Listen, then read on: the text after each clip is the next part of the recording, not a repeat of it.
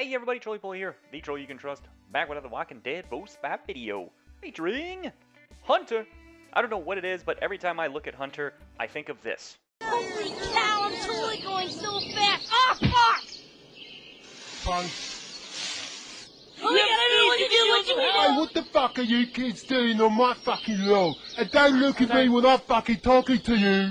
Looking at Hunter, it seems like it's cold wherever he goes, yet we have not seen 1 ounce of snow anywhere, so this is bullshit, and this is a lie. But anyways, let's take a look at his base stats. He is the first medic with Indomitable. So now from my perspective, I see this as now other roles in the future, besides tanks, will start to become inherently tanky, as now tanks are not the only ones getting Indomitable. We may see Indomitable for other roles, maybe a support, or now since we have medics, we may see more medics with Indomitable.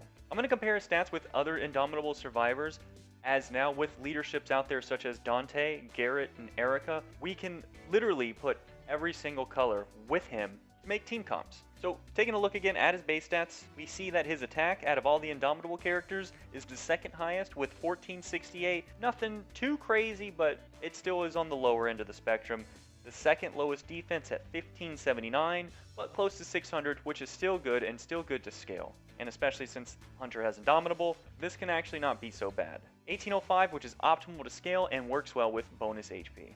So let's now take a quick look at Hunter's weapons. Hunter's defense weapon, I take more of a health-based approach rather than defense here. With how his base stat is, I feel stacking this and letting it scale and then have his Indomitable take care of the defense is a good route to go. Some people say, well, go defense, because what if he gets stunned and then he's kind of screwed and the Indomitable doesn't work? Well, we could say that with a lot of characters, you stun them, they're pretty much boned, right? But the stun will take care of that in the combat mod section. I would go with this route with Hunter for attacking if you are running a very high damage comp that doesn't have the greatest defenses. This will allow you to impair enemies while at the same time, if you happen to lose someone turn 1 or turn 2, Hunter can be there to revive them, to allow them to pop an AR off, while also applying pressure with his high basic attacks. So looking at combat mods for Hunter, these combat mods I feel would make Hunter fairly rounded when placed on defense, helps him become tanky versus color weakness while supporting resist against stun and taunt, making the enemy gamble, or if they want to take the confuse route on him, allowing him to have more defense and still have his Indomitable keep him alive.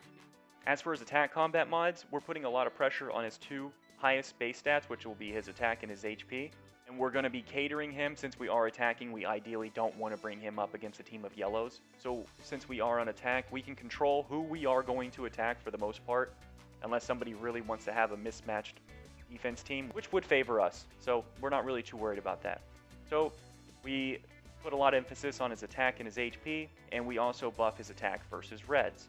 We put burn on every attack just to make sure we can apply some more true damage without applying any AP generation to the enemy team. And then we're also going to apply stun resist on him as well. In case we want to go up against green team comps, we need to find a way to make sure that we do not get stunned, as stun for us is pretty detrimental. Let's look at Hunter and team comps now. So for defense, each of these 4 teams are all made to run the 5-minute timer. We are not looking at anything to kill anybody with these teams. We really want to buy as much time as possible.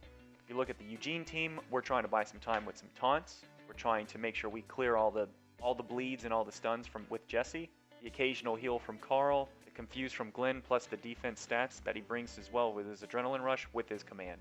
So the Garrett team comp is very premier based. If you haven't noticed, it looks like on paper it would be pretty nasty. I would myself love to test this and mess around with some of these team comps that are on paper here, but so the Garrett team comp isn't that bad. You're pretty much running a double revive, a taunting, bonus HP, human shield team, in which if they don't focus Eris, she's going to be a monster at the end. So it leaves a lot of choices for your enemy to make, which can really bite themselves if they don't make the right choice, because there are a lot thrown at them for that team comp. The Dante team is pretty much a mixture of the first 2 teams, but without the bonus HP. Alright, so Team Indomitable. This last defense team comp I'm actually curious about, and I do think it would do fairly well. As for you to bypass the defense that Indomitable gives, you need to make sure you probably bring enough people that have stun active or stun weapons, so you don't run out of stuns, especially if you were just to bring an active stun. There's a pretty good chance that if there are 3 Indomitables, you won't have enough active stuns to go around for everybody. Eventually, the active skill will run out.